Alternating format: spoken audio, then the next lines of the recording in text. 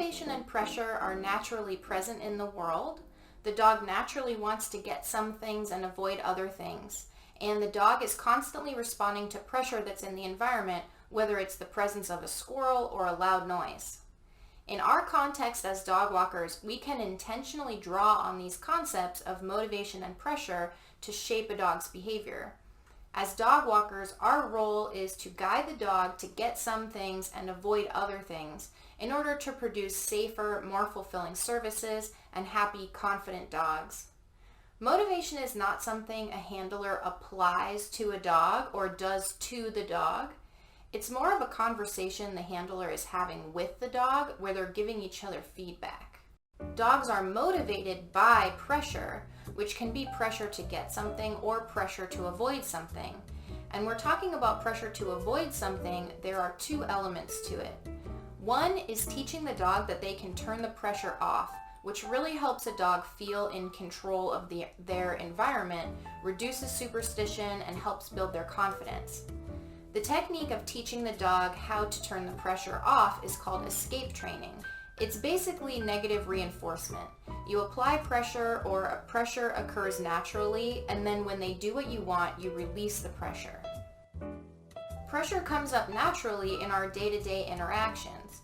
If the dog goes to the end of the leash, there's leash pressure. If we're putting a collar on them, there's spatial pressure. The dog is going to communicate with you when they feel they are under pressure, and you have to be responding to what the dog is saying.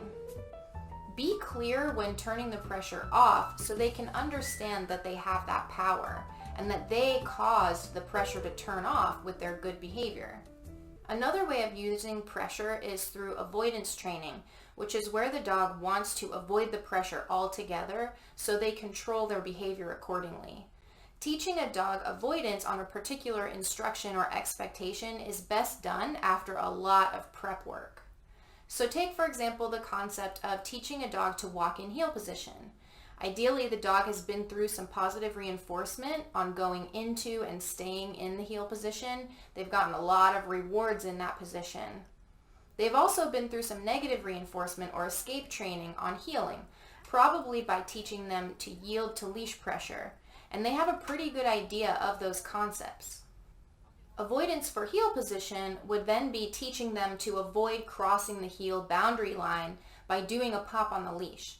This is typically referred to as a correction, and it clarifies for the dog that the rule is a firm expectation, not merely a suggestion.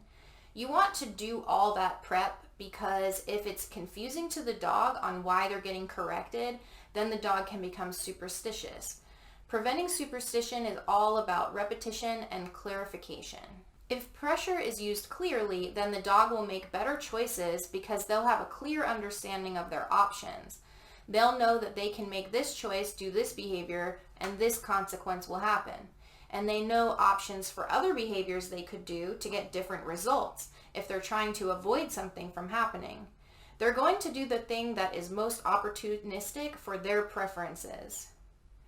And they also look to the handler for guidance. So if you're using pressure clearly, they're going to start looking to you for information to help them make choices about things. They just start plugging into you and engaging with you. Dogs really appreciate when people are just direct and not walking on eggshells around an issue. It might not be obvious right at first because what you want them to do might contrast with what they want to do in that moment, or might contrast with what they're used to doing in that moment. But if you use pressure clearly, they're going to really like that you are just being straightforward with them. They can then build better habits and have overall more stable and relaxed mental health. Some dogs are really hard to work with.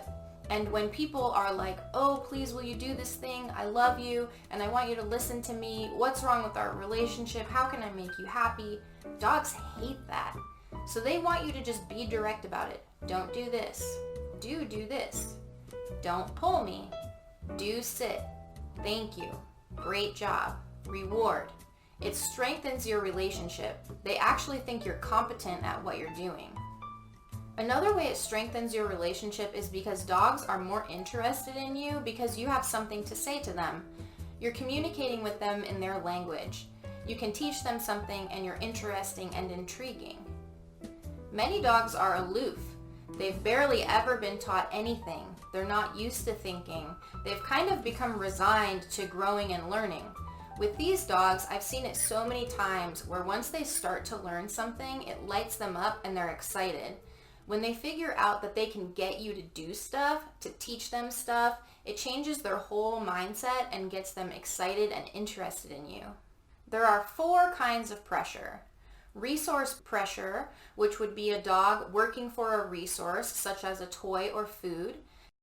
Different dogs respond to different forms of resource pressure. Some don't see food as a resource worth working for, but will do anything for a ball.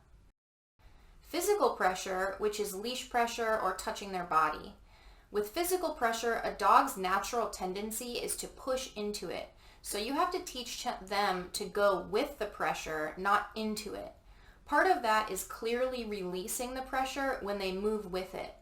Another part is making the pressure compelling in a way that they want to not push into it. Social pressure, which is just the pressures of being in a group together or being with other beings in the world. There are a lot of fluid social dynamics going on, and it is a form of pressure for the dog to behave a certain way.